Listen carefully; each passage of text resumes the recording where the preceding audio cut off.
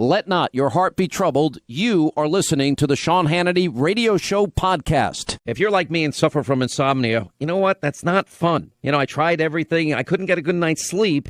And this is neither drug nor alcohol induced. That's right. It is MyPillow. Mike Lindell invented it, and he fitted me for my first MyPillow, and it's changed my life. I fall asleep faster, stay asleep longer, and the good news, you can too. Just go to MyPillow.com, promo code Sean, and take advantage of one of Mike Lindell's best offers, his special 4-pack. You get 50% off 2 MyPillow premium pillows, 2 Go Anywhere pillows. Now, MyPillow's made in the USA, has a 60-day unconditional money-back guarantee, no risk to you, and a 10-year warranty. You don't want to spend more sleepless nights on a pillow tossing and turning that's not working for you. Just go to MyPillow.com right now, use the promo code Sean, and you get Mike Lindell's special 4-pack. You get 2 MyPillow premium pillows, 2 Go Anywhere pillows, 50% off, and you'll start getting the kind of peaceful and restful and comfortable and deep healing and recuperative sleep you've been craving and deserve. MyPillow.com, promo code Sean. I actually think it's 51 days. I'm not sure. But anyway, glad you're with us. 2 big stories we are following. Obviously, the Kavanaugh case, this last-minute accusation against him that this woman has made that was in the Washington Post yesterday. And, of course, Kavanaugh is denying it. So is another person that was in the room. The woman's name is Dr. Christine Ford. She is a professor. I'll give you the allegations. We'll give you all the news, what Republicans and Democrats are doing here. Why this happened last minute is a legitimate question when Dianne Feinstein knew in the early summer. She had the letter in early summer that Christine Ford had made these allegations when, I guess, it's some 36 years ago when Judge Kavanaugh was in, I guess, 11th grade. This woman, Professor Ford, was in 10th grade. She made the allegation that Kavanaugh reportedly, with another person in the room, had groped her over her clothes, grinding his body against hers, clumsily attempting to pull off her one-piece bathing suit and the clothing that she wore over it, in what she described as a rape attempt. I thought he would inadvertently kill me. He was trying to attack me and remove my clothing. Now, the judge himself has categorically denied the accusation, said it's absolutely nuts. There are 2 other the 2 are classmates. This other guy that was in the room at the time, this guy by the name of Mark Judge, the woman claimed that he jumped on them when that stopped the incident. Anyway, 65 women on the other side of this, contemporaries of his during high school, have all come out and said that Brett Kavanaugh was and is a man of character and integrity. Now, after the history of Bork and Clarence Thomas, just to remind you, what should happen next? That's the big question. But this is Ted Kennedy. Remember, this is the guy that left a woman in a car after he drove off a bridge in Chappaquiddick, didn't tell anybody, went home. And he's lying about Robert Bork at the time. This is where the term borking has come from. And then, of course, Clarence Thomas with Anita Hill and his strong defense of himself. Robert Bork's America is a land in which women would be forced into back alley abortions. Blacks would sit at segregated lunch counters. Rogue police could break down citizens' doors in midnight raids. And school children could not be taught about evolution. Writers and artists would be censured at the whim of government. This is a circus. It's a national disgrace. And from my standpoint, as a black American, as far as I'm concerned, it is a high-tech lynching for uppity blacks who in any way deign to think for themselves, to do for themselves, to have different ideas. And it is a message that unless you kowtow to an old order, this is what will happen to you. You will be lynched, destroyed, caricatured by a committee of the U.S. Senate rather than hung from a tree. I mean, that was just powerful testimony, and obviously Justice Thomas has gone on to be one of the, in my opinion, finest Supreme Court justices we've ever had in history. The sad thing about this is when you really look at the allegation, it is so outrageous and so egregious that you can't ignore something like that. But it's if it's like in the case, I look at Ted Kennedy as a case where I think that everybody has to be at least objective. What does objective mean? Now, do I think this woman has a right to be heard? Yeah. Is her attorney somebody that didn't believe Paula Jones and was outspoken about that case? That's all true. Is the attorney very political? That's all true. Did the attorney stick up for Al Franken not having to leave the Senate? That's all true. I don't know about all these rumors about a social media scrub about the woman, that she's very left wing. I can't get a straight answer from anybody about it. We do know that there was one individual that was in the room. His name is Mark Judge. And while the professor is claiming that all of this happened, that this guy was in the room at the time, and Judge has said, not only Kavanaugh has categorically denied the accusation, Judge has said, Mark Judge, it's absolutely nuts. And the two were classmates at what was known as the prestigious Georgetown Preparatory School.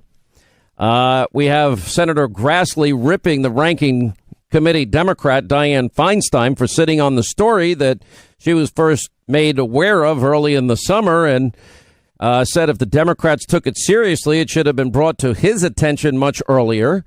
Dianne Feinstein did meet with Judge Kavanaugh on a couple of occasions, as I understand it, and she obviously had more than a few opportunities to question him during the hearings that took place. One of the things that when you read something like this, it causes everybody to pause, and that's exactly what the Democrats want to do. But I think they have some explaining to do as to why they didn't do more investigative work since they had it. Well, it's now the middle of September. They had this, I'm told, in either late June or early July. Why didn't they investigate it? Why didn't they bring Senator Grassley in? Why wasn't the woman given ample opportunity during this period of time to tell her side of the story? Now, Dianne Feinstein was saying, well, she didn't want to come public. But then Dianne Feinstein, it seems, in many ways, by making the story known, put her in a position where she had to. So I don't know what the answer to all of those questions are. And, there's certain things I know. I look at her letter. I mean, and it doesn't mean that. I mean, when you go back 36 years, I think people's memories, I don't know if you remember exact dates and times. I can barely remember what I did on Friday night on my TV show, if that means anything. On the other hand, I can cite every successful record of Ronald Reagan. But anyway, I read very closely the account of Professor Ford detailing these allegations when she was a sophomore in high school and Brett Kavanaugh would have been a junior in high school. And she said she didn't seem to recall exactly when the allegation or the alleged attack took place. And she didn't remember the actual year. She said she wasn't sure what year it was when all of this happened. She said she believes it might have been 1982, but she isn't sure. Quote, after so many years, Ford says she doesn't remember some key details of the incident. She said she believes it occurred in the summer of 1982 when she was 15, around the end of her sophomore year. Apparently, she went to an all-girls Holton Arms School in Bethesda. Kavanaugh would have been 17, ending his junior year at Georgetown Prep. And she didn't tell anybody until she went into couples therapy, according to the report.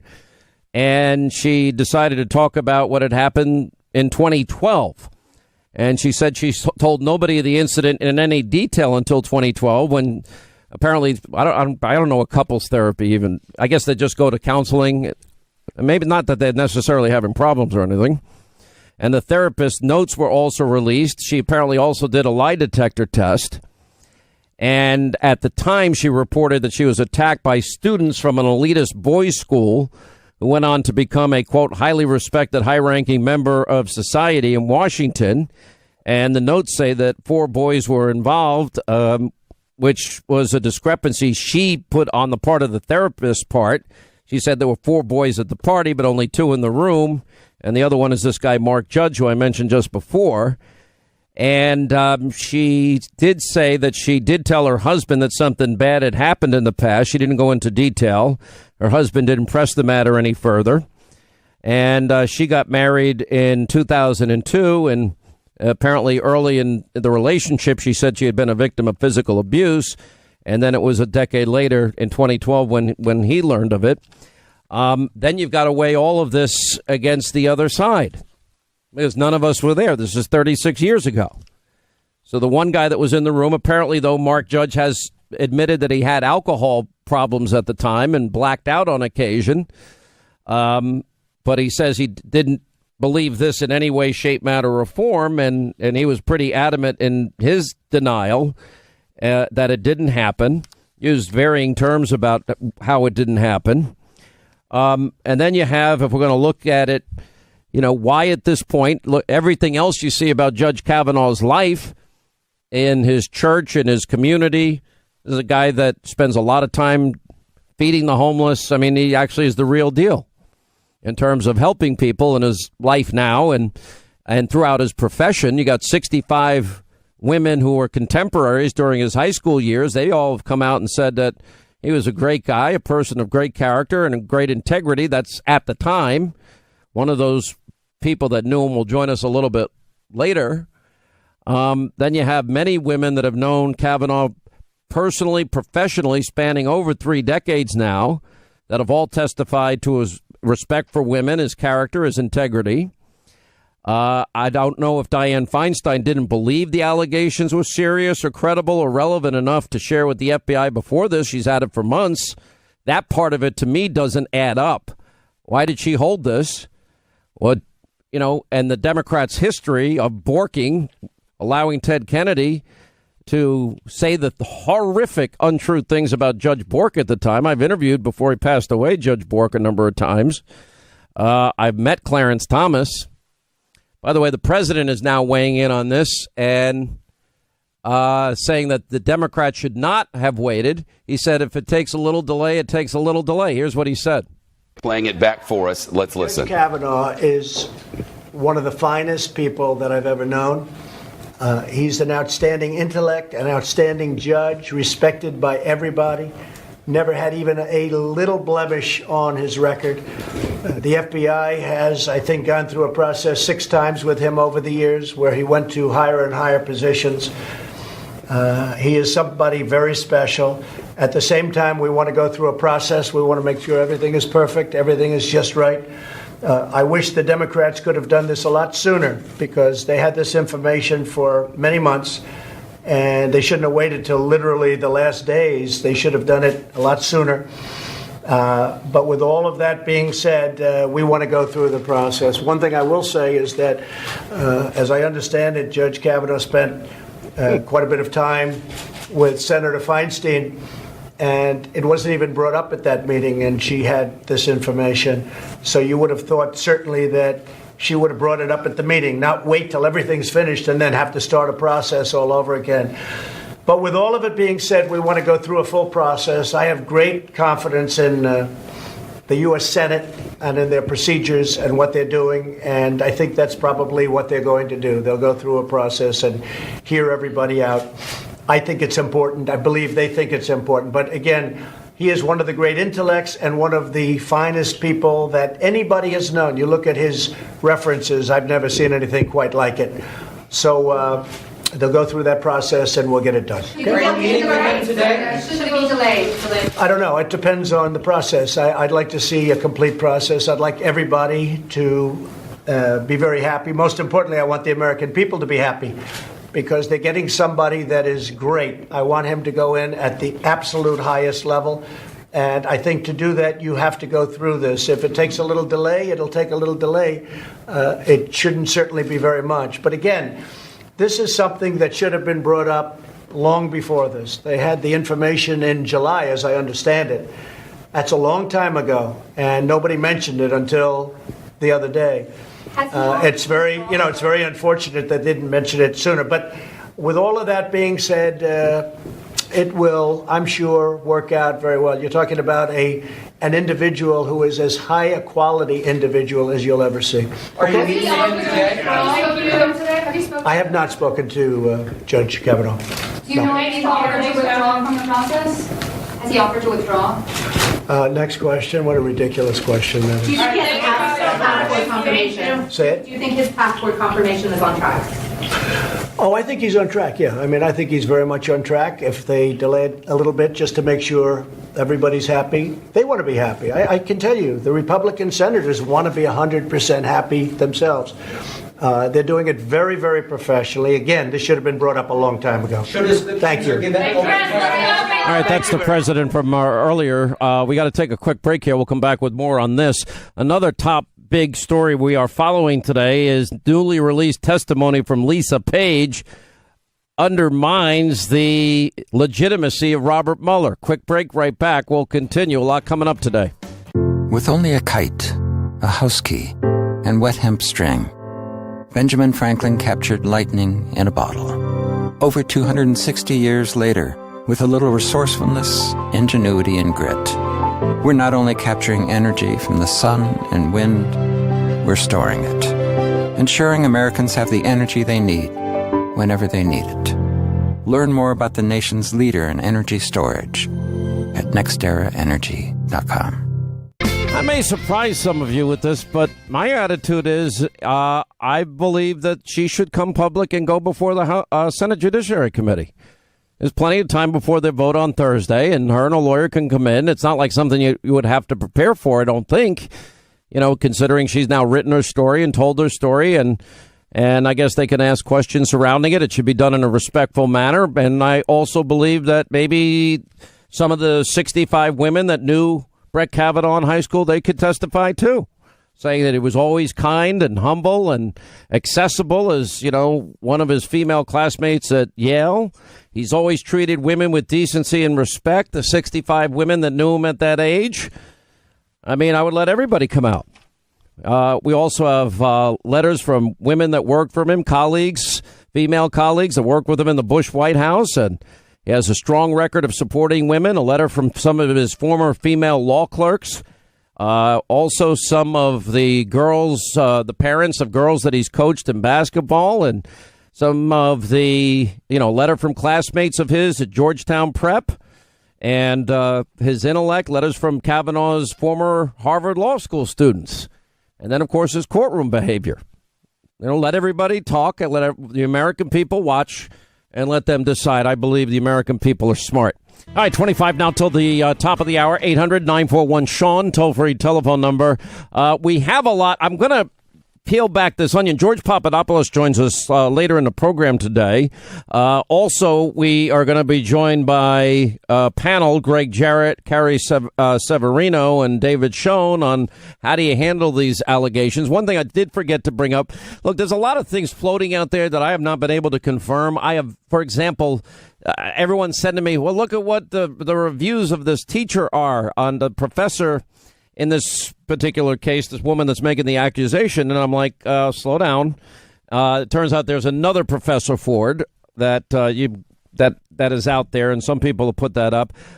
We've been hearing, all day that there's been a social media site scrub of Professor Ford, and I don't have any evidence of that either. If that happened, that would be interesting. Why would they try to do that? What would they not want people to see? But usually it's very hard to scrub any social media postings because there's usually some track record, someplace, somewhere of it that people can have. There was the report that Kavanaugh's mom presided over a 96 foreclosure case involving the parents of Professor Ford. That seems to be true from everything that we've been able to gather. I haven't confirmed it 100%, though. Anyway, we're going to get into that. We also have newly released testimony from Lisa Page undermining Robert Mueller's legitimacy, which we're going to hit pretty hard today. And you'll meet one of the 65 signers of the letter in support of Judge Kavanaugh. But if Professor Ford and her lawyer, who is pretty radically left, Professor Ford's lawyer didn't believe Paula Jones and was outspoken about that dramatically. That kind of says, okay, well, if you believe in one case, you don't believe another case. It shows there might be a political bias on the attorney's part, nor did she want what happened to Al Franken to happen, which was pretty creepy on his part. Anyway, let's go to Joe Bastardi. The fallout from Hurricane Florence has been pretty severe, as we predicted. Now the flooding aspect of it has gotten really bad in some areas in North Carolina, and they're even expecting more flooding in the days to come. Why is that? Because the rivers obviously are rising. Why is there that delay, though? I think most people want to know. Well, the larger the river, the more all the tributaries have to pour into it. So it's not just the rain that has fallen in and around the areas in southeast North Carolina, but all the rain upstream. And the difference between Matthew and this is Matthew came along the coast and went out. And, that devastated southeast North Carolina and the coastal South Carolina. This one kept coming inland and kept slamming heavy rains well back to Charlotte and places like that. And it takes a while for that water to come downstream. Basically, for North Carolina, this is their Harvey. Same kind of very, very slow-moving storm. And, it's a different proportions, of course. But when you look at the neighborhoods that are impacted badly by flooding, how many people do we think now are going to have big flood problems or are having them at this point? Well, it's probably 500,000 to 1 million people that are affected some way directly where they've had some damage. I haven't done the exact count on that because it varies. But, you get back up in those mountains, and there's other things that are going on up in there. Fortunately, and the real good news with Florence is that there's no other system feeding into Florence to amplify precipitation. So she's in West Virginia now, coming through Pennsylvania tonight, through southern New England tomorrow, and chances are she's not going to cause the kind of disaster that Diane, for instance, 1955, after hitting in a similar place in North Carolina, ended up 15 to 20 inches of rain in southern New England. So there is a bright spot in this in the end game. But what we have to understand is that this water has to come downriver and into these areas. By the way, my fear is, and we said this last week, that the season would shut down the entire globe. Is void of tropical activity right now. But in about 10 to 15 days, we're going to have to watch the Western Caribbean and the Gulf, and it would not surprise me if we're not done yet. There'll be one more spurt, and then we'll put the end to this hurricane season. And I am concerned about that area of the country. But for now, you've got to deal with what's going on here. And again, put it in perspective. In 1955, that same area of North Carolina got hit by 2 hurricanes in 5 days, Connie and Diane. And so you can see North Carolina has been hit 56 times in the last 100 years by hurricanes, so it is something that visits there. But as far as rainfall goes and the disaster in these areas, this is their benchmark storm around that Wilmington area up to Cape Lookout and back inland about 50 to 100 miles. Well, Joe Bastardi, our chief meteorologist here on the Sean Hannity Show with weatherbell.com, you've done a great job as always, and I know you're watching other storms, and I have no doubt we'll be having you on in the days and weeks ahead, unfortunately. Well, Sean, I hope not, because you've got a lot on your plate. I have a feeling there may be one more time, but I hope not. And hopefully I'm wrong about with a couple of weeks, but I hope the hurricane season's put to bed now, okay? All right, my friend. Thank you for your good work. You're saving people's lives. You're in our thoughts and prayers, all these people in North Carolina.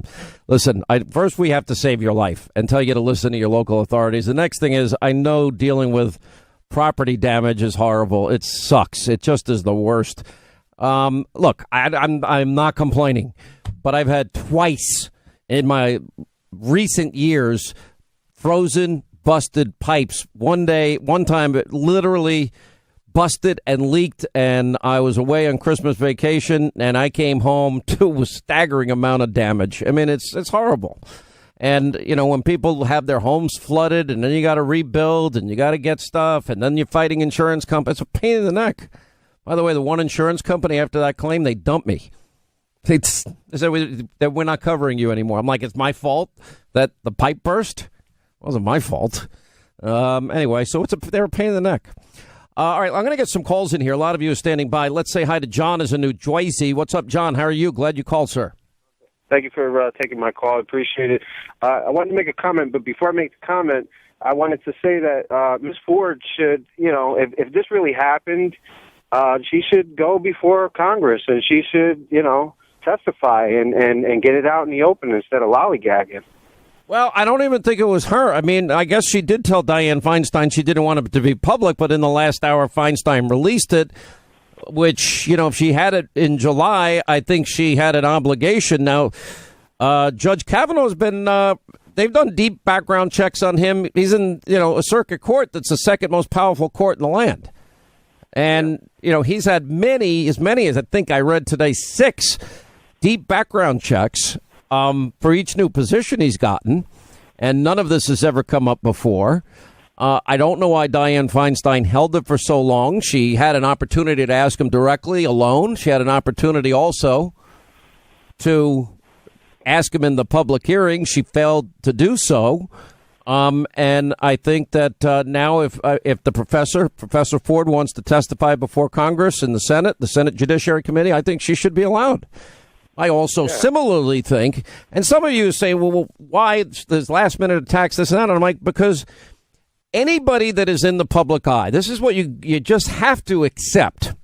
If you're in the public eye, we live in a time where the country is so bitterly divided. There's no way if you take a strong political position that there's going to be some people that just hate your guts.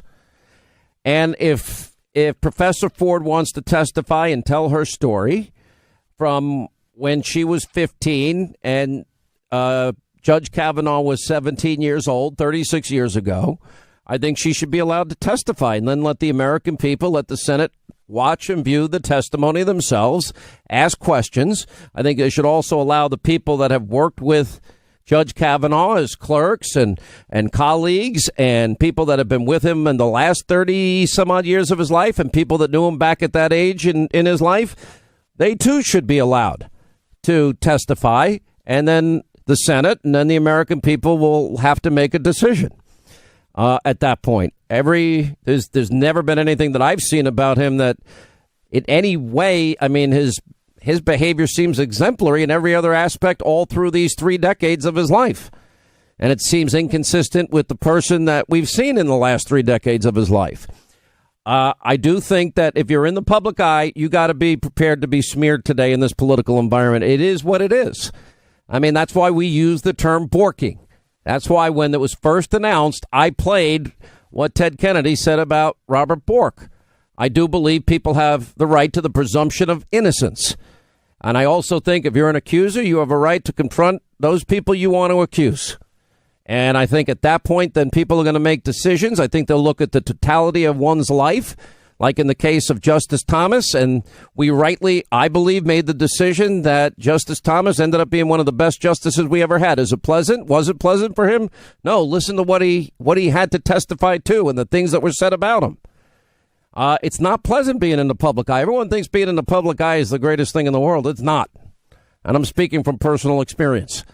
It's not what it's cracked up to be. But if you want to serve in the public eye, you're going to get, in this political environment, you're going to get hit hard. And if you don't have the stomach for it, get off the field. So I don't have a problem with Professor Ford testifying at all.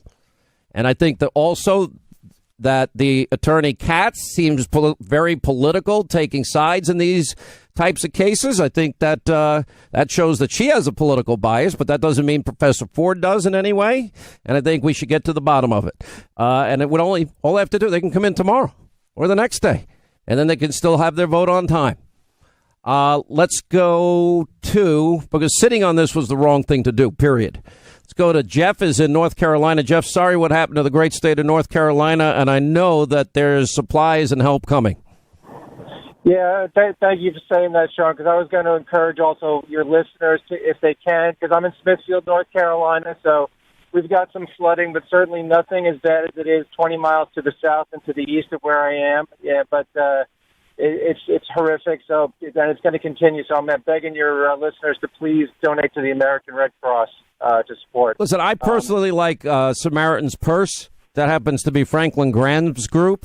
But Samaritan's Purse, Red Cross, whatever people can do, I'll be checking in with Reverend Graham this week. I'll make a donation myself. I'm not going to ask people to make donations that I don't make.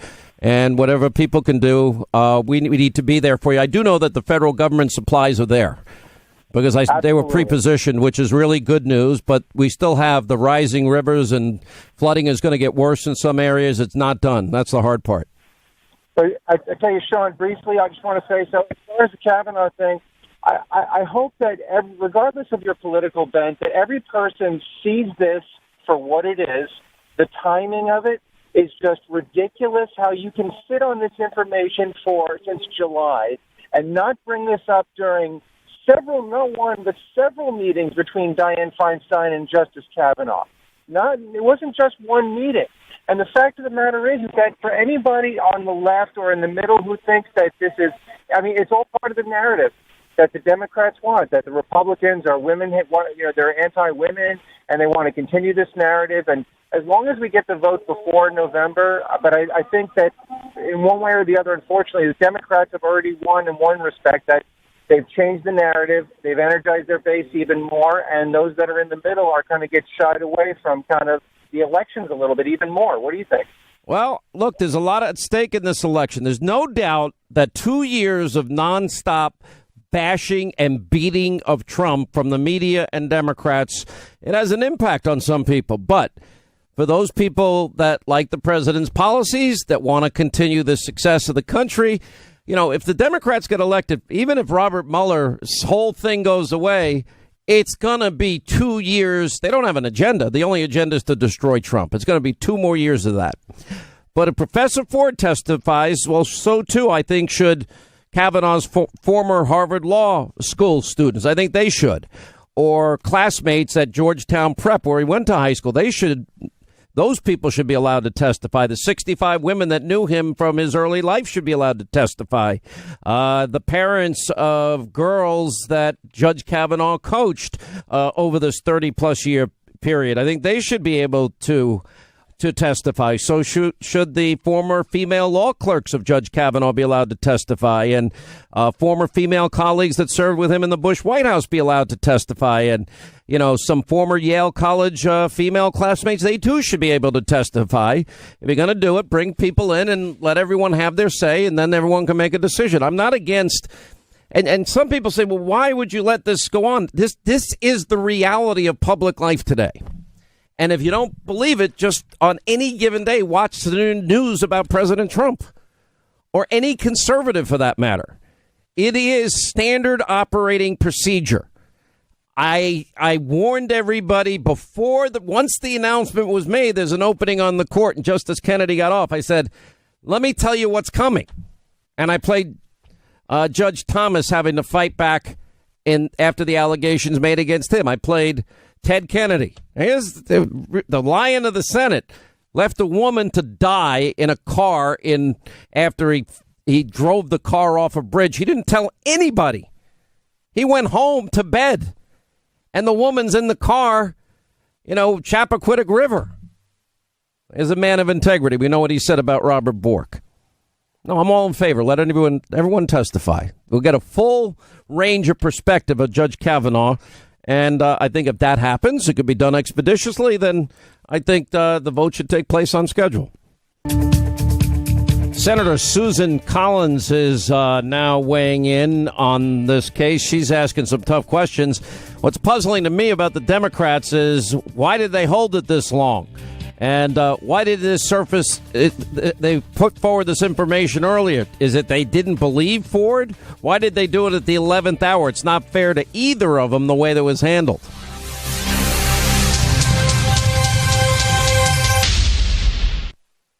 All right, hour 2, Sean Hannity Show, toll-free. Telephone number is 800-941-SEAN if you want to be a part of the program. All right, the big news from the weekend is this newly released testimony from Lisa Page. Remember, there's 50,000 emails.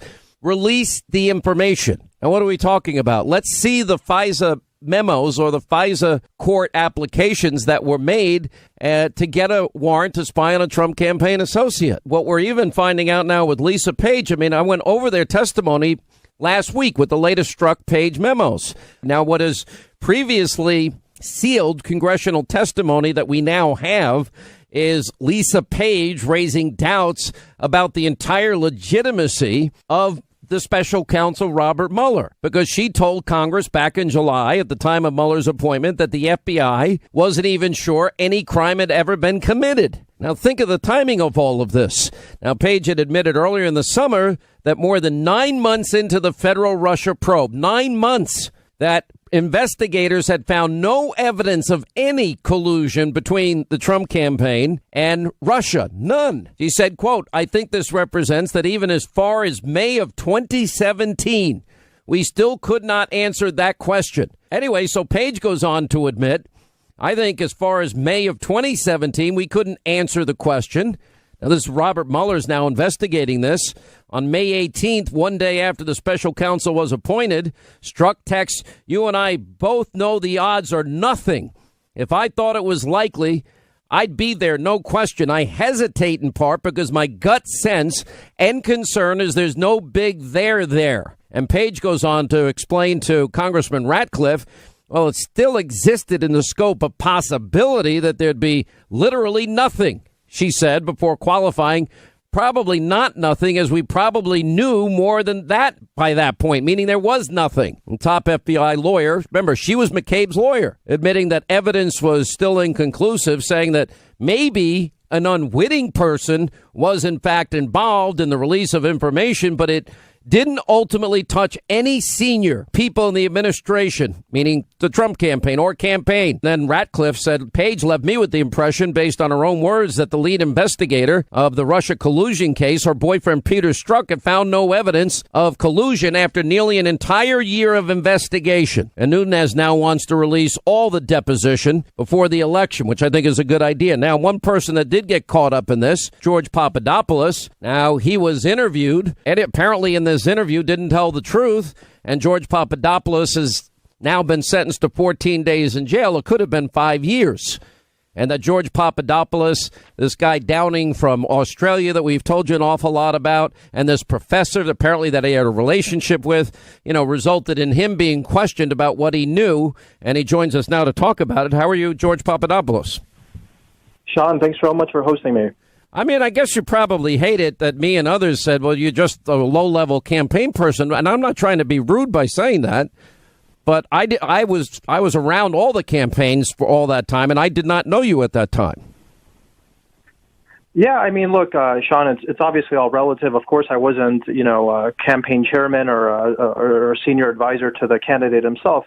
But, I certainly, did my best to help the candidate. I helped organize a meeting between him and the Egyptian president during the Assembly.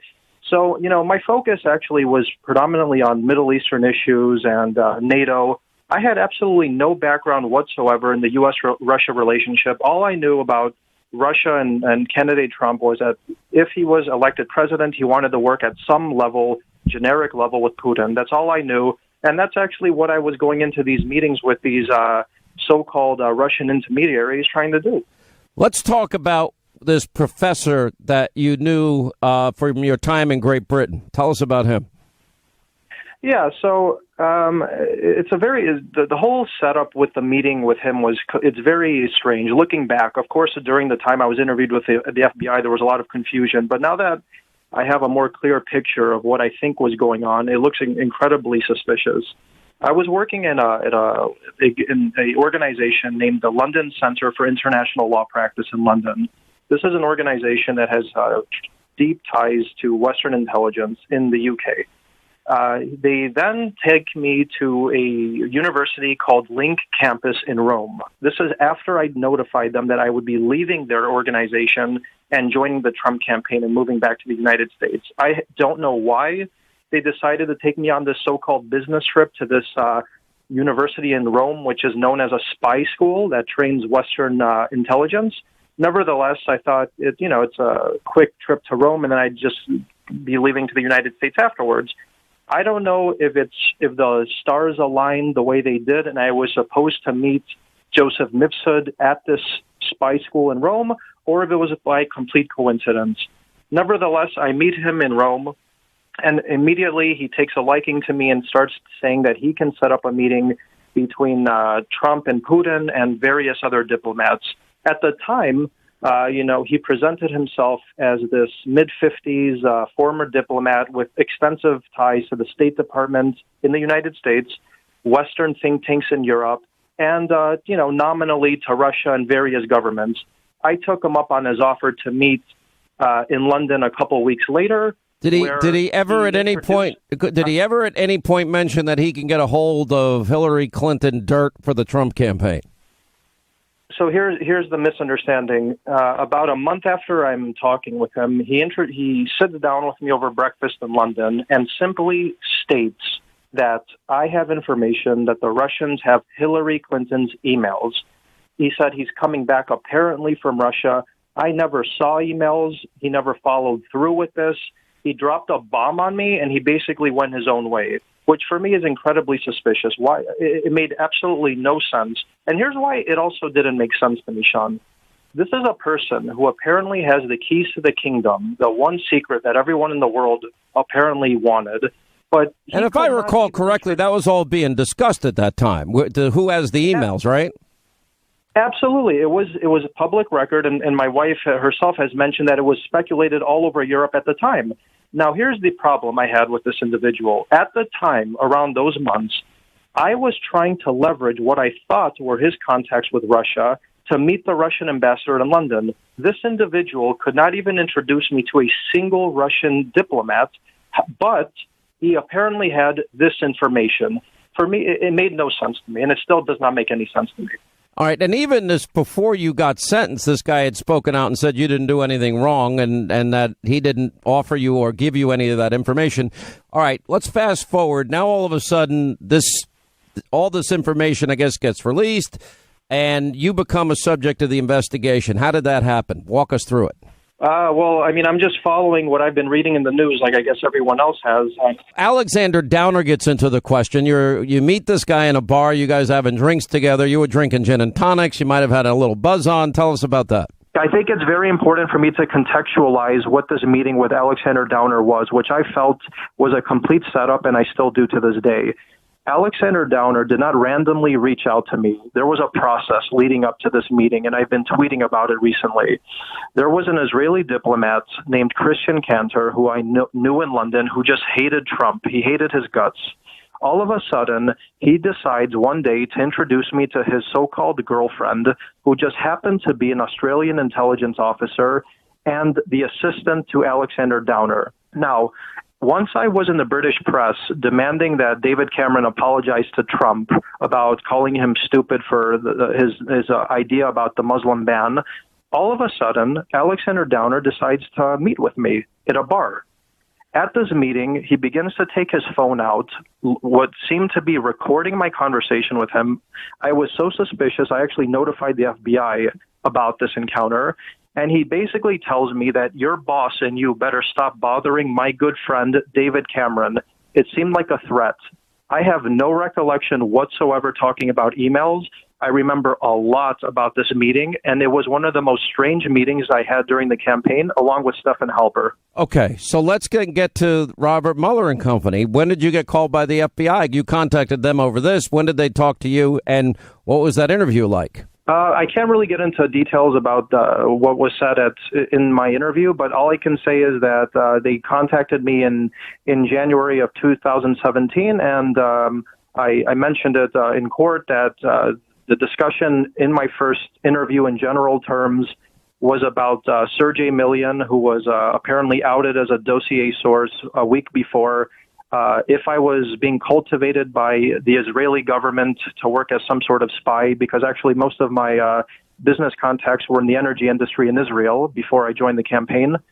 And generally, if I knew things about hacking and Russian interference. Of course, I had nothing to do with Russian interference and hacking, and I simply told the FBI at this interview that Joseph Mipsud told me that he had that information. Okay, so then why did you lie to the FBI? Because you admitted when you were being sentenced that you lied, you were embarrassed, you even tweeted such out. Why would you lie if you didn't have the information? Well, look, I think Michael Flynn as well did not do something, illegal, but you lie but you still lie, and that's a crime. So even if I didn't do anything illegal, lying to the FBI is illegal. Right, I understand that, but why would you lie? You had nothing to hide, you're saying. All I can say about it is, Sean, and as I said on your show, it was a chaotic moment, and I have not pleaded guilty to collusion. I pled guilty to lying. But did you consciously know you were lying, and why were you lying? I'm trying to understand. If you didn't do anything wrong, why would you lie? Or if you didn't think anybody did anything wrong, why would you lie? I can't really get into too many details about that. All I could say is obviously it was a stupid mistake, and it's costed me a lot. What was the specific lie about? As far as my understanding is, and the public record states today, is about the timing of my encounters with this Maltese professor, Joseph Mifsud, and the extent of my contact with him. And do you think that they had taped conversations and they set you up in the interview? I have no opinion whatsoever about any setups, but I do understand that there was a recording of my conversation, yes. With the professor. Well, that's called a perjury trap. If they have all the information, then they're asking you questions. Let me ask you this. Why did go ahead, say what you're going to say. Sean, what? Oh, no, nothing. What did you mean when you tweeted this weekend, there's a lot to come?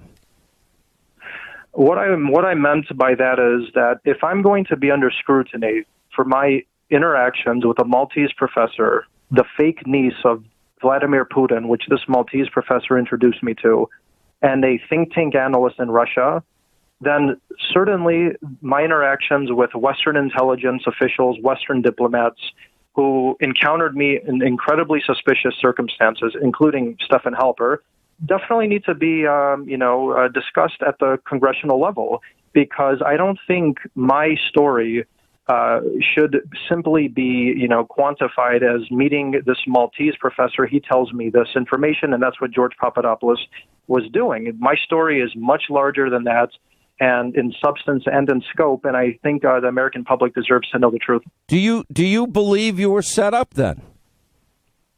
In what sense exactly? I certainly believe that Alexander Downer was setting me up for something. I don't know what, but what about Halper?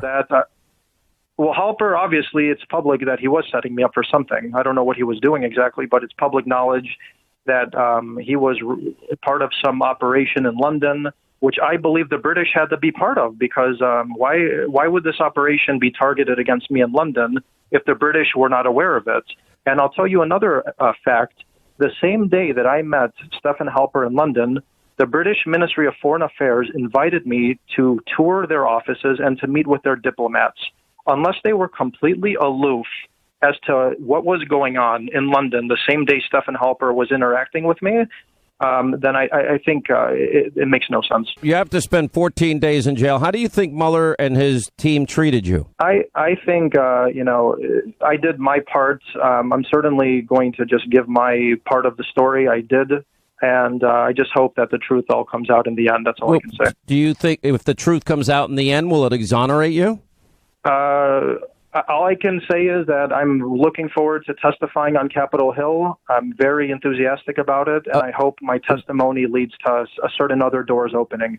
Well, I mean, that's kind of mysterious. It's sort of like there's a lot to come. Do you have a story to tell about the special counsel and how they treated you? I certainly have a story. It's a very interesting story, and I'm actually in the process of writing a book about it right now. So it's going to come out. I, of course, don't have an opinion about it right now. There's still an ongoing investigation, but I believe my story and my real opinions about everything that happened will be coming out very shortly. When are you going to spend your 14 days in jail? I think my understanding is probably next month or sometime around then. So my wife and I were looking forward to getting that done with and moving on with our lives. But certainly there was a lot more than me meeting with an Australian diplomat regarding my story. Okay, thank you so much. Sorry, all that you seem to get caught up in something that.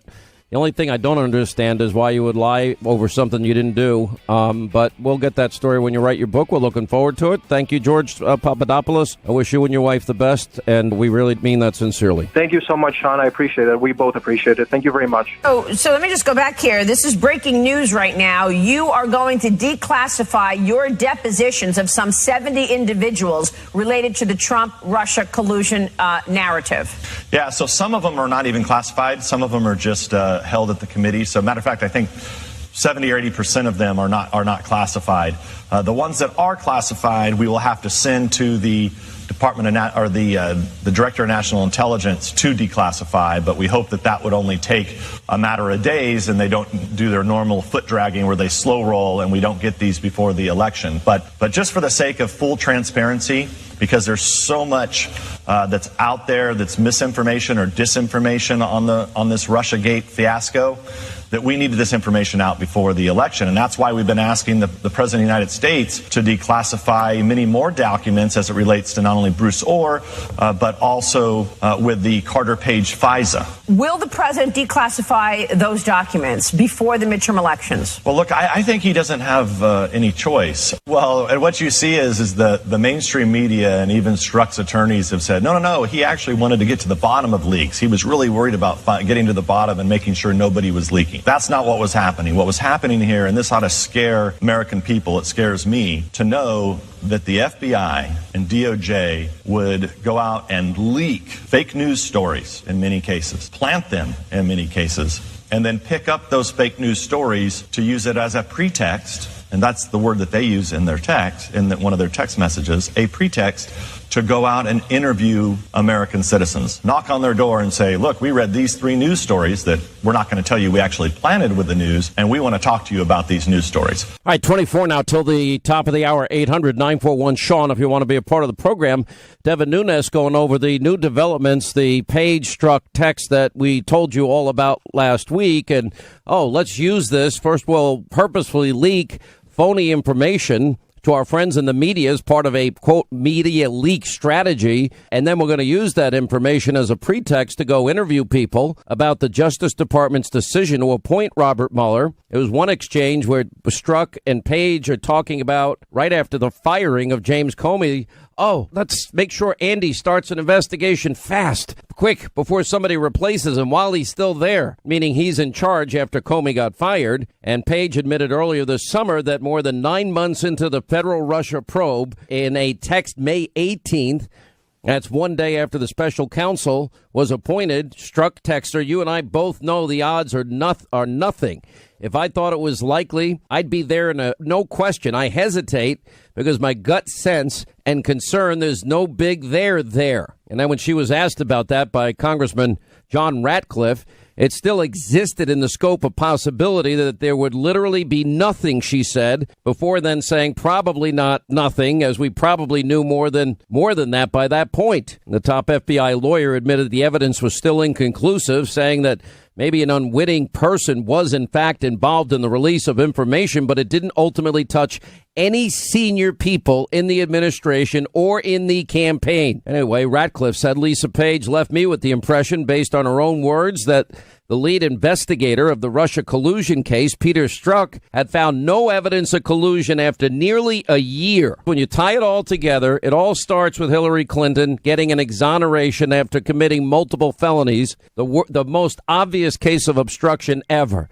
Hillary gets to continue her campaign instead of being held to the same standard we would have been held to. Then, as she moves forward, after she steals the primary from poor Bernie Sanders, then Hillary funnels money through her campaign in the DNC, through a law firm, which, by the way, is a campaign finance violation. They didn't want it on the books as a campaign expense, so they made it a legal expense.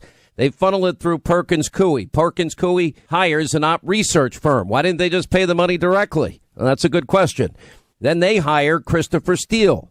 Now, of the thing that we see with Comey, McCabe, Strzok, Page, Bruce Orr, Fusion GPS leader Glenn Simpson, Christopher Steele himself, they all hate Trump. The one thing they all have in common, that's when the phony dossier that's paid for, Steele himself won't stand by his own dossier. And it gets worse than that. Then that phony information is leaked before the election to hurt then candidate Trump. Then it's leaked after the election to take down Trump. And they still didn't have information of any evidence whatsoever, but a special counsel was appointed. And now it's been 18 long months of nonstop lies and BS. Now the question is, there are some in the media that say there's no such thing as a deep state. Well, I beg to differ. And Jason Chaffetz, former congressman, Fox News now contributor, he begs to differ. He's written a book about it. It's called The Deep State, How an Army of Bureaucrats Protected Barack Obama and is Working to Destroy the Trump Agenda. Aren't they really working to destroy Trump? They are. And one of the things I detail in the book, The Deep State, is when the FBI came in and told us that there were 5 people in the Clinton investigation who got immunity. And when we went to go see those immunity agreements, they only brought in 3. And then I just happened to ask, I said, is this all of them? And then she reluctantly said, oh, there's actually 2 more. And then we found out that 2 of the most senior people to Hillary Clinton, Cheryl Mills and Heather Samuelson, also had immunity agreements. And you know what's fascinating about these immunity agreements? There's no paragraph in there where they have to cooperate with the government. And people like that have looked at these. So they get a sweetheart deal, unlike, say, what Paul Manafort can't write a book. Paul Manafort has to hand over money. Paul Manafort actually has to testify without his lawyer if they want him to be a witness in something. And so in the Clinton investigation, not having interviewed dozens of witnesses, not having gone through the full investigation, not talking to the subject of the witness themselves, they hand out these immunity agreements with no cooperation needed with the government. And look at how differently they're treating Donald Trump. That's how this deep state works. They work behind the scenes. And that's what I detail in the book. Isn't there a certain extent with the constant, never-ending drip, drip, drip, drip, drip, that it seems that they have created enough chaos, enough of a distraction that people think, oh, there's smoke, there's got to be fire, but there's never been any evidence of any Russia collusion at all. No, and that's why Devin Nunes is right. You need to release the documents so that everybody can look at what they're seeing and more. But I think it's, somebody in the White House holding it back. There's probably some attorney in there that's holding this information back. But that information needs to be released. We're open and transparent in this country, and that's why you need good oversight, because you had people run amok. How would you define the deep state, is the title of your book? What is the deep state? People ask me all the time, and I give my answer, but I want to know yours. They don't hide in some corner. They're open. They're brazen. They don't like exposure. They don't want accountability. But there are people within bureaucracy that do not want to be held accountable. And one of the stories. But isn't it more than that? Aren't they working actively to undermine? Oh, absolutely. In the case of Trump, didn't they actively support Hillary's candidacy and work actively to undermine the candidacy of Trump? Oh, absolutely. I mean, the overwhelming majority of them are Democrats.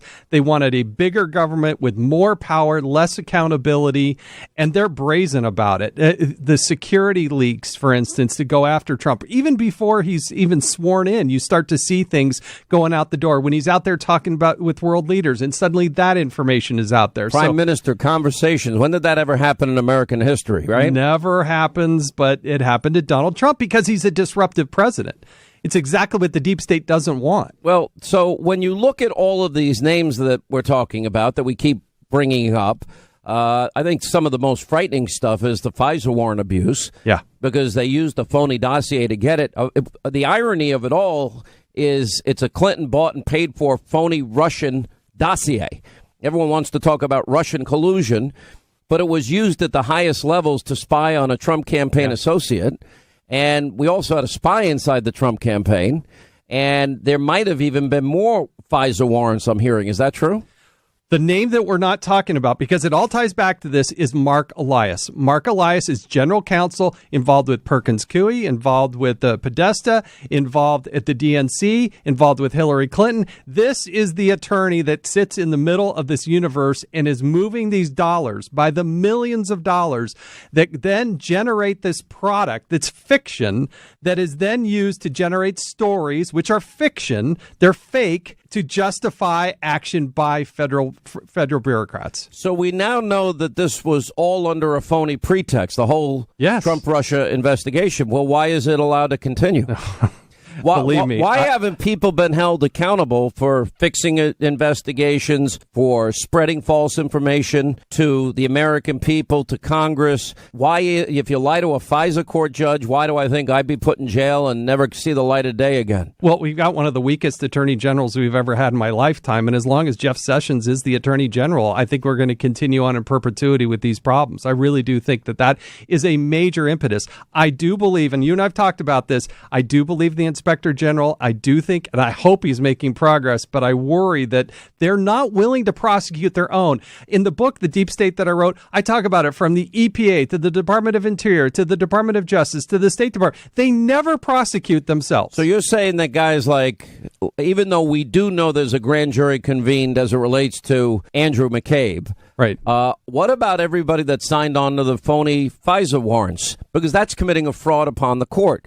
That would be Comey. That would be Sally Yates. That would be Rod Rosenstein himself. Rod Rosenstein should not be involved. He should be recusing himself. He signed that document, and he signed the document to make the recommendation to the president to get rid of Comey. So how is it that he can oversee that investigation? How come they're never indicted? How come that side? I mean, you go after people's, and I think everyone should pay their taxes. I think you can't lie on a bank loan application. Oh, totally understood. But none of that would have happened had we not had this. I mean, if that's what this became, where's the Russia collusion part? No, that's the thing is all these counts and all this stuff has absolutely nothing to do with Donald Trump. It has nothing to do with so-called collusion. And there has to be some evidence of a so-called crime in order to generate this. But it hasn't happened because they can't point to a single thing. You think they'll all get away with it, or some of these people going to jail? I can only hope and pray, Sean. And so much of my belief is in this Inspector General because they have been able to look under the hood. They were able to generate these text messages, but somebody has to have the actual guts to pull the trigger and say, not only are we just going to fire them, but we're actually going to prosecute them. That is rare to none in this government. All right, we continue with Jason Chaffetz, fellow Fox News contributor. The deep state, how an army of bureaucrats protected Barack Obama and are working to destroy the Trump agenda. It's now in bookstores around the country, Hannity.com, Amazon.com. Right, as we continue, Congressman Jason Chaffetz in studio with us. The deep state, how an army of bureaucrats protected Barack Obama and working to destroy the Trump agenda. It seems that everything is hinging upon one thing, and it's very simple, that the president needs to unredact the FISA warrant memo, the FISA warrants, especially the last one, pages 10 through 12, 17 to 34. Why do I know that? Because I have a lot of sources. What's in it? I have no idea. I've never seen it. And also these 302s, which are, I guess, their specific form that is filled out, in this case by Bruce Orr, about his connections and contacts with Christopher Steele. And even Christopher Steele was saying, hey, get my information to the special counsel's office, even though he didn't believe in any of his information. And also there's 50,000 struck page emails and texts, and we don't have just a small sampling of them, and they're all pretty bad. Why would it be important for the president to do that, and what's taken so long? It takes a long time because there is, again, a deep state at the Department of Justice and within the intelligence community. He doesn't need their permission, does he? He doesn't. But with this Mueller probe, he has been, to a fault almost, hands off. He's been more than a distance away from it, but he does have the ability to unilaterally make that decision. If that happened, what do you think we're going to see? Oh, we're going to see the truth. And the closer we get to the truth, the more we're going to see that there was this conspiracy, I believe, put together by these higher people up in the upper echelons of the DOJ, FBI, CIA. Yes, that they were intelligence community. That they were using these unique police powers. Not rank and file, but the people that had the most power. Yeah, not the people that are in Oklahoma City working their butts off to protect our country. We're talking about. Do you think they all committed crimes for the most part? I think there's a lot of evidence that says that many of them did. And there are several names that we have not yet heard of that were using their position as attorneys to take that action. Remember, the Inspector General took some criticism because they said, well, it didn't influence the prosecutorial decisions. But many of these people didn't have the opportunity. Well, how long is it going to take Horowitz to get the FISA investigation? It took him 18 months the last time. It's been going a long time. And I do think that's why you're seeing a grand jury, at least one that we've at least read about, moving forward. Now, again, until that is exposed and it goes to the full gambit, then we're not going to get there, but it is moving forward. All right, it's called The Deep State, how an army of bureaucrats protected Barack Obama and is working to destroy the Trump agenda. Congressman Jason Chaffetz, bookstores everywhere, Hannity.com, Amazon.com, and we'll see you. I think you're on our show tonight on Hannity. Yes. We'll see you then. Quick break. We'll come back. News Roundup, Information Overload Hour, Sean Hannity Show, Greg Jarrett and David Schoen among our guests. Straight ahead. All right, News Roundup and Information Overload Hour, Sean Hannity Show. We continue with our coverage of this last-minute attack, and, I don't even know what to make of it, by this last-minute accuser. Her name is Christine Blasey, as it relates to Judge Kavanaugh when she was 15 years old and he was a teenager. and that it had taken place, and there was another witness in the room, but apparently that person says it didn't happen. We know that, in fact, that Judge Kavanaugh himself has said that it didn't happen at all. We know that the lawyer for this woman has, deep ties to being against not only Judge Kavanaugh, but a pretty strong leftist individual that over the years has contributed almost exclusively to Democratic candidates. She was hostile to Paula Jones' claims, said against President Clinton that they were weak, not enough. She also, at the time, didn't think that Al Franken, what he did, constituted a reason to get thrown out of the Senate or have to leave the Senate. So she seems to be very political in her point of view. We do know that there is a group of 65 women that have known Brett Kavanaugh from back in those days when he was this age that this woman is talking about, that all say that he treated women with respect and decency. 65 individual women who knew Brett Kavanaugh when he was in high school, that he was, quote, always humble, kind, accessible. One letter from a former Yale College female classmate. He's a man of the highest integrity. Other colleagues who served with Kavanaugh in the Bush White House. Kavanaugh has a strong record of supporting women, some of his former law clerks. And we can go on and on and on, but we do know that Dianne Feinstein had this back as early as July, maybe even June. And, in fact, she held on to it. She had multiple opportunities when she talked to Judge Kavanaugh individually and, of course, the Kavanaugh hearings. And this is being brought up as a last-minute, can we stop Kavanaugh? And I think a lot of fair questions are being asked about and the comparisons made about how, well, this seems exactly like what happened to Judge Clarence Thomas. And when you read through the first-hand account of Chrissy Blasey Ford is her name, who detailed this assault allegation with Brett Kavanaugh, and she put it in the Washington Post, and she didn't remember exactly when the alleged attack occurred. I don't mean the exact time of day. I mean the year. She wasn't sure what year it was, even though she claims that it was almost rape. She believes it might have been in 1982, but she's not quite sure. Another thing that came out to me in the letter, which was she didn't tell anybody. Only when she went to couples therapy in 2012 did she talk about what had happened 30 years earlier, which, by the way, it couldn't happen. Now the question is, what should the Senate Judiciary Committee do? Democrats want to put a stop to any vote that would take place, which was scheduled for this week.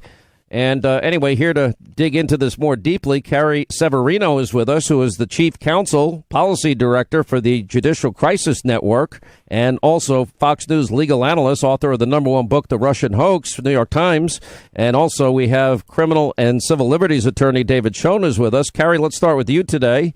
All these women have come out in favor of him. The woman tells a story where there was another man that was in the room at the time. He said that, I don't recall anything like that ever happening, but apparently he had issues in high school with drinking, but he was pretty adamant in his denial. All these other women over the years have said that Kavanaugh is just a great guy. What are we supposed to do with something like this? Well, and then you add in, he's been in the public sphere, in public service for 25 years, undergone 6 different FBI background checks, never had a whisper of any kind of misconduct and all of that. The ABA also, when it did its evaluation, they interviewed tons of lawyers and judges that he had worked with. All of them said their summation was on integrity, he doesn't get an A+, he gets an A++.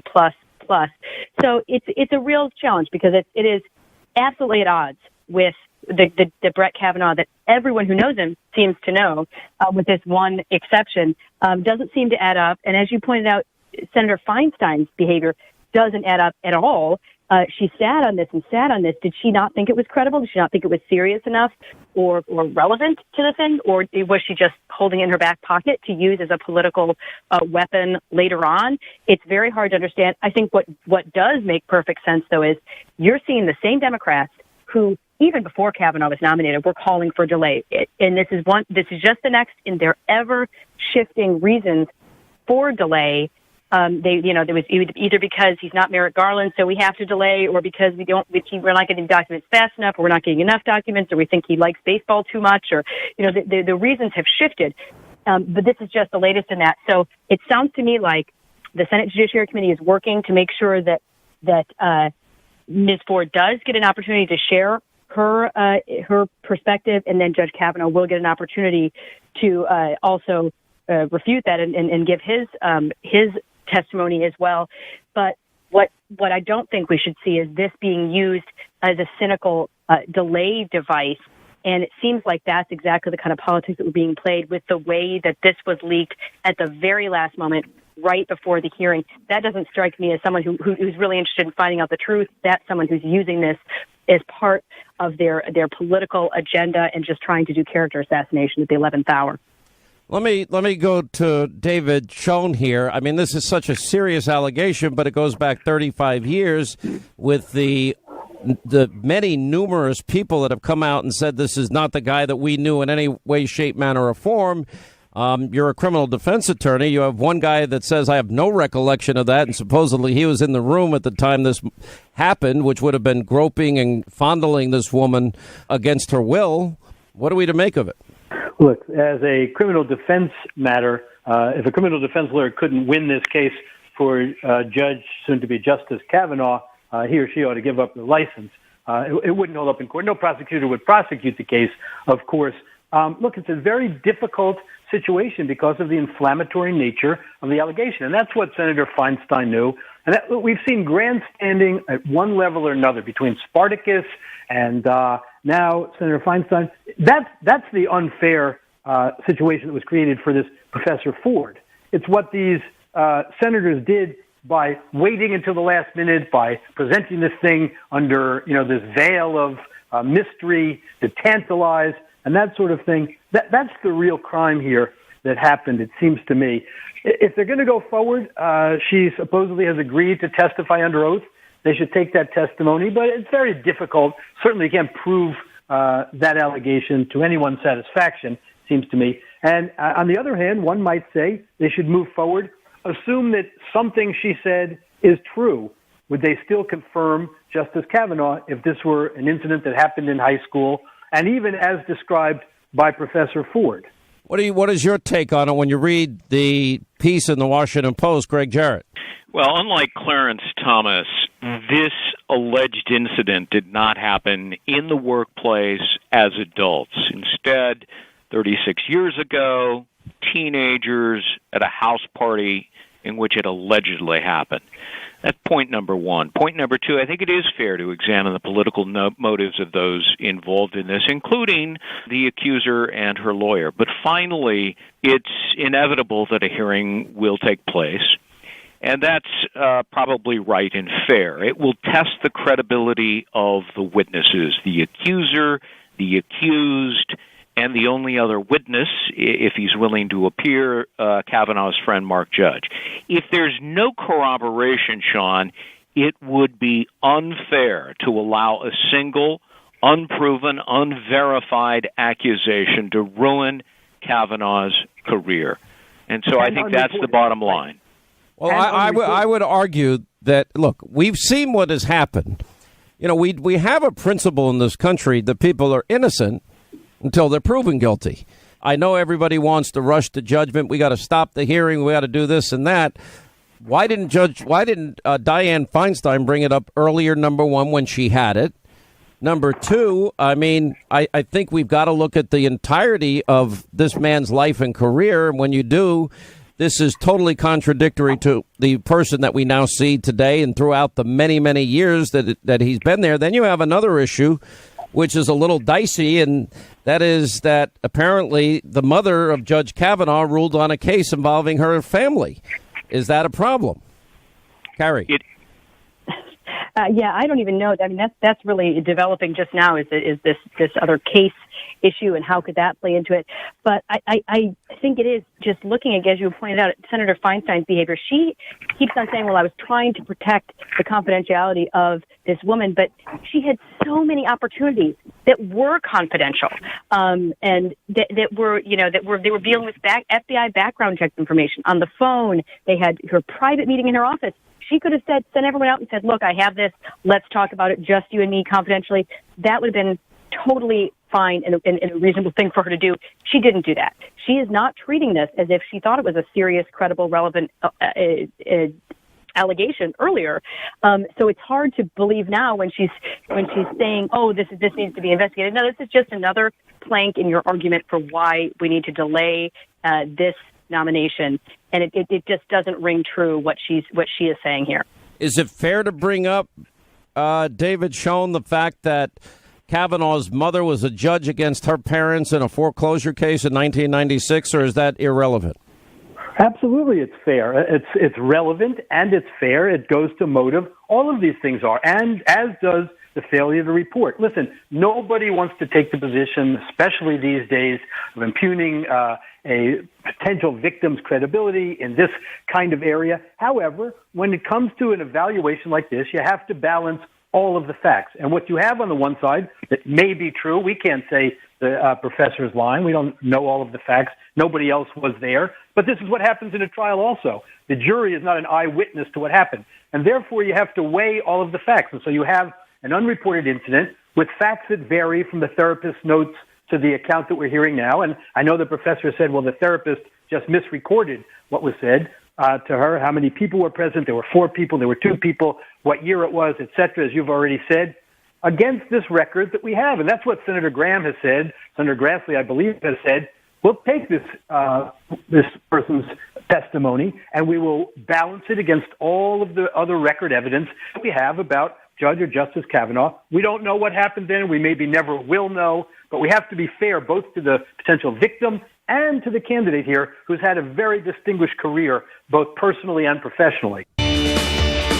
All right, as we continue with Carrie Severino and David Schoen and Greg Jarrett are with us at the bottom of the hour. By the way, somebody that knew Judge Kavanaugh from that time period when he was young will join us. Why is this? We've been hearing reports all day of a social media scrub. From my understanding, nobody is really capable of scrubbing any social media site, but there's a record of it someplace, somewhere. Carrie, have you found any evidence, in fact, that scrub happened? I haven't looked into that. It seems to me that probably she took down her site and did what she can. The problem is this whole thing reads a little bit like a campaign, and especially in the way that the Democrats, it fits just into their technique they have used so far. Senator Schumer said, I will do anything it takes to stop this nomination. And maybe we should have taken it even more seriously than we did. It's already been a circus up until now. You had the Spartacus moment. You had Kamala Harris suggesting she had information she didn't, and that was going to be negative about him. You had threats and bribery against Senator Collins. People saying they want her staffers to be raped, and people should be spitting in their food everywhere. I mean, this is ugly. And it's unfortunately, this just seems like the next ugly chapter in what has been a horrible process so far. So much so that Justice Ginsburg herself said, we need to step back. And this is not how how things should be done. And I think she was absolutely right. This process has become uncivil, and it's not proper for our government to get this nasty and political. The only eyewitness, Greg Jarrett, is a guy by the name of Mark Judge, who's a writer in Washington, D.C., who reiterated his strong denial of the allegations as that he had watched this alleged sexual assault take place. And he said, quote, now that the anonymous person has been identified and has spoken to the press, I repeat my earlier statement. I have no recollection of any of the events described in today's Post article or attributed to her letter in a statement. And before Ford's name was released, we know Judge Kavanaugh strongly denied it. This guy, Judge, said it's absolutely nuts. I've never saw Brett act that way, ever. Should this woman be allowed to testify in the next day or two if she wants? It's pretty clear that you've got people like Senators Jeff Flake and Susan Collins who've insisted that there needs to be a hearing and that the people involved need to testify. So even Senator Grassley, chairman of the committee, has now acknowledged that will occur. The form that it occurs, we just don't know yet. There may be some interviews by staff members and then a public hearing that may be limited and confined. But again, as I said before, the value of that is to test and judge the credibility of the witnesses. Clarence Thomas came across as angry in his denial, and it seemed to win the day when he said this is a high-tech lynching. Judge Kavanaugh comes out and vigorously and vehemently denies that this ever happened, that this is not the person I am or was. Yeah. If Mark Judge is a good witness, as the only independent witness, then I don't see that Kavanaugh's hearing will, in the end, be defeated. All right. Thank you all for being with us. Craig Jarrett, Carrie Severino, and David Schoen. 800-941-SEAN is our number. Monica Mastal will join us, and she's going to talk about her long friendship with Judge Kavanaugh, whom she's known since she was 12 years old, one of the 65 people signing a letter in favor of and in support of the character of Judge Kavanaugh. We'll get to that next, and your call straight ahead. All right, 25 now till the top of the hour, 800-941-SEAN. Now, we have Dick Durbin and Deborah Katz. Katz is the lawyer for this woman making this accusation from when, I guess, Judge Kavanaugh was a junior in high school some 36 years ago, and she was a sophomore. Listen to what they are talking about. Number one, why did they wait so long? The attorney for this woman, Christine Ford, is a pretty hardcore left-wing activist and didn't believe Paula Jones, and she didn't think Al Franken really did anything wrong, so she seems political in a lot of ways, but here's what they both had to say. Senator Feinstein received the letter transmitted through another member of Congress and immediately the next day took it seriously and called Dr. Ford. And Dr. Ford made it clear she wanted this to remain confidential. She was not ready to go public with it. So Senator Feinstein was in a dilemma. Here's an important allegation which may or may not be true, and a complaining person who is not doesn't want to be publicly identified. So she is trying to respect this woman who may or may not have been victimized, and to do it in a thoughtful way. She struggled with this for weeks to try to figure out how to get to the bottom of it, talked to Dr. Ford and to her lawyer, and even contemplated the possibility of an outside investigation looking into it. The decision was finally made just a week ago when all the members sat down. Let's turn everything over to the FBI. And it was redacted, but turned over to them, and then it has progressed from here. And it was Dr. Ford who chose to come forward this week. And it wasn't until Dr. Ford chose to come forward that her name was not made public. That's exactly right. And Senator Feinstein was respectful of the fact that she, if the allegations are true, that she was victimized and did not want her name disclosed. Will your client, Christine Ford, be willing to testify in public to the Judiciary Committee? The answer is yes. She is willing to do it. Has she been asked by any of the lawmakers to do that? That's interesting. The answer is no. She's not been asked, but she is now willing to do so. Is she in conversations with people? Have the lawmakers reached out and tried to talk to her via phone? We've heard from no one. We've seen various statements made on television, but and statements that are being bandied about for political reason, but no one's asked her. No. There was a great deal of ambivalence and about whether she wanted to be publicly associated with these allegations. And essentially that choice was made by her to remain confidential. She asked Senator Feinstein to keep her letter and her allegations confidential, and Feinstein agreed to do that. And that decision was essentially taken away from her as those allegations were leaked. And it resulted in a great deal of pressure from members of the media who knew who she was, who then started really invading her privacy, showing up at Stanford where she teaches and leaving her notes and emailing her and calling her. And she knew that she was going to be, her allegations were going to be outed. And that, in fact, is what occurred. And as a result, she decided to take control of this and tell this in her own voice. It took her a while to use the term attempted rape. It took her years to use that. But she stands by this account that I've just read? She does. And just to be clear, the reason she felt that he might inadvertently kill her is he had his hand over her mouth and she was having a difficult time breathing. And he is larger and he was pressing his weight against her. And so inebriated, he was ignoring the fact that she was attempting to scream and having a difficult time breathing. And she believes that but for his inebriation and his inability to take her clothes off, he would have raped her. All right, joining us now is Monica Mastal, here to talk about, she's had a friendship with Judge Kavanaugh. She's known him since he is 12 years old, one of 65 people signing a letter to the Senate Judiciary Committee, and that means both Senators Grassley and Feinstein. Thank you, Monica, for being on the program. How are you? Good, Sean. Thanks for having me. Yeah, I'll just give you a little background of how I know him. I actually, my sisters both attended high school with him. We're very good friends with him, so I knew of him while he was in high school. But then my daughter was on his basketball team for 2 years, and so I testified of my opinion in that regard for him last week in front of the Senate Judiciary Committee. So you knew him at and around the age that this woman is making this accusation? Well, I would say I was probably about 12, so I didn't know him exactly at that time. My siblings did. My two sisters, one was in his class, one was just a year behind him, and so they knew him very well at that time, and they both signed this letter agreeing how honorably and respectfully he's always treated women and, wholeheartedly support him. I know you're not a public figure, and I know that the 65 women aren't public figures, and here it is, they're talking about something 36 years ago. It's being brought up in the last minute. Apparently, Dianne Feinstein had this in the early summer. And I know people want to be fair in case somebody acted horribly when they were in their teenage years, and it's such an important position, but he served on the second biggest court in the country for all of these years. Everybody from the people that he's known when he was young up until everybody that's worked with him over the years, they all paint a picture of a very different man than this one woman, Christine Ford, paints. How do you think people should sort through all that? Well, the majority of the people, whether you're male or female, have wholeheartedly supported him. Whether they were in the White House with him, knew him personally, high school years, it just is overwhelmingly in his favor. It's of what people think as to his character and integrity.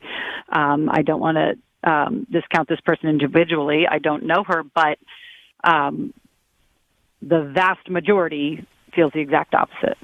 I mean, and you feel so strongly, like your family that knows him feels strongly that this is a good man and a good person, and his entire adult life does not reflect the character that Ms. Ford is describing.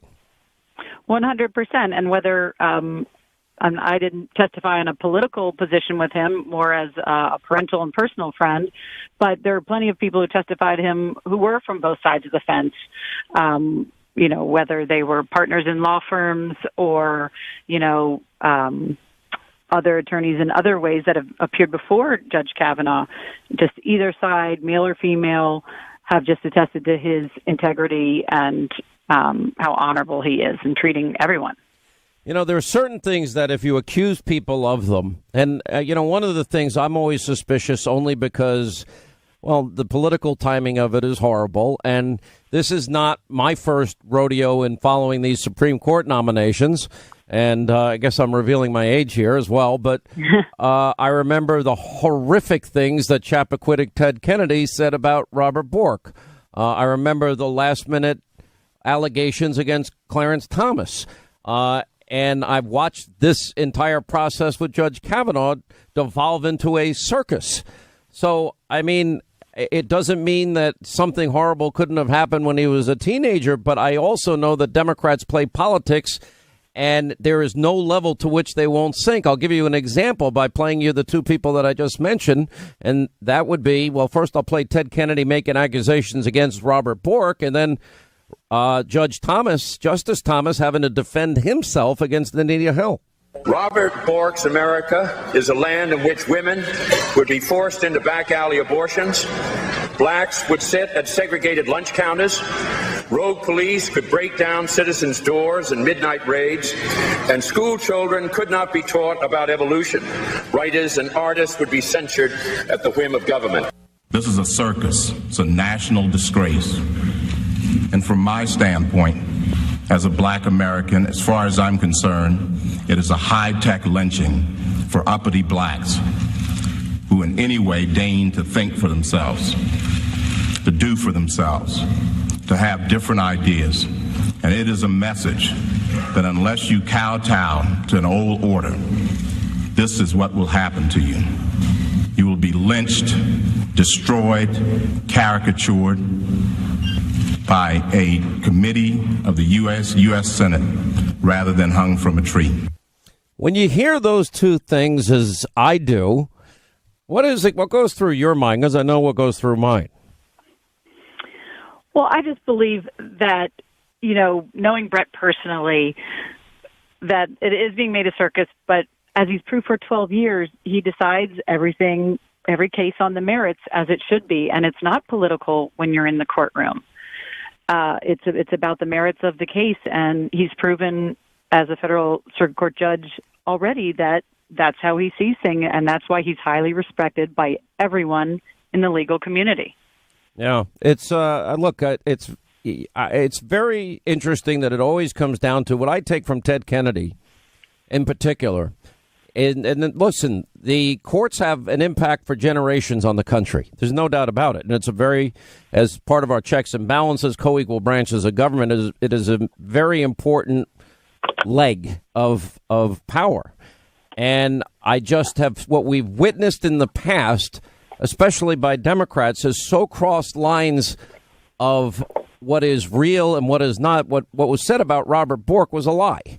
And it was said by a guy that left a woman at the bottom of a river after he drove his car over a bridge, and he went home. He didn't do anything, tell anybody that this woman was still in the car. And, of course, he becomes the respected senator from Massachusetts, so I really don't like getting lectured by Ted Kennedy. And anyway, I don't want to drag you too much into the politics side of it, but I do appreciate your point of view. I think that Judge Kavanaugh deserves people that knew him at the time that want to speak out in his behalf to be heard also. This woman wants to testify. We'll follow it like everybody else, and we thank you for being with us. Thanks for having me. 800-941-SEAN, toll-free telephone number, WOAI, San Antonio. Chuck is on the Sean Hannity Show. Hi. Thank you very, very much. I don't know if you remember me from years back, but back then I was an independent, and I came over to your side, and thank you for opening. Well, welcome back, Chuck. I'm glad. Have I changed much over the years? Not really. No, not at all. Not at all. You've been the same unbiased. No, trust me. You've been the same unbiased person all this time. You've not changed. Well, my political views and principles have not changed, and that's who I am. And some people say all the time, oh, you're changing. I'm not changing. They're changing. Exactly. I want to comment on this Kavanaugh thing. I think when this is all said and done, Senator Feinstein needs to, I don't know what the process is. I don't know if it's called impeachment on the Senate side, but she needs to be removed from the Senate. Wouldn't you agree? Listen, it's never going to happen. And, it's so poorly mishandled by her. But you've got to understand, because this is a position at the Supreme Court, the left is lauding her now for finally doing this. They were excoriating Chuck Schumer and her and others for not fighting hard enough and not smearing Judge Kavanaugh enough. And that's what the hardcore left wing in the country wants. I mean, the allegations are serious. You got to take them seriously.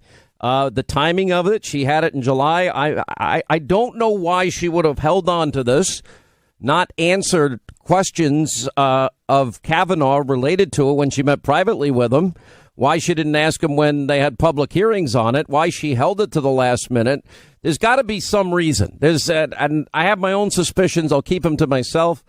But I think if she wants to testify in the next day or two and go to Washington, she does have a very left-wing lawyer that didn't believe Paula Jones and supported Al Franken, which tells me that at least a lawyer is very political. I don't know about the scrub of social media, whether or not that has occurred. I haven't gotten a full answer on that. I keep reading it, but I haven't seen it. And I think the American people have to decide for themselves. But there's been now a lot of people, 65 women in particular, and every adult that apparently this man Kavanaugh has come into contact with his entire life just says just the opposite of him. And it just doesn't, she accused him of groping her, quote, over her clothes, grinding his body against hers, and clumsily attempting to pull off her one-piece bathing suit and the clothing that she wore over the bathing suit. And, I thought he might inadvertently kill me. He was trying to attack me and remove my clothing. That's what she says. She says another person was in the room. That person doesn't recall it at all. And then the first thing people say, well, he had drinking problems. So I don't know. I mean, I don't know what to think, but I am very suspicious in light of past behavior when it comes to Supreme Court nominees. And I think everybody has a right to the presumption of innocence until proven guilty. And if this is a political attack, it is of the worst nature and reminiscent to me of what I told you would probably happen. They're going to try and Bork this guy. They're going to. I brought up Clarence Thomas and Judge Bork numerous times because of the past history of Democrats. So if the woman wants to come testify, I think they should give her an opportunity, and I think the vote should then occur after that. This is huge. The White House has announced they will unredact. That means the FISA applications, the 302s we've been talking about, 50,000 page-struck text messages and emails and other information that I've been told repeatedly are going to be massive when it gets revealed. Now, is it happening tonight? I don't know, but we'll know more when we get on Hannity tonight by 9 o'clock. We'll have the latest on Kavanaugh as well. We got a big show tonight. Set your DVR, Hannity, 9 Eastern on the Fox News Channel. Thanks for being with us. See you tonight at 9 and back here tomorrow.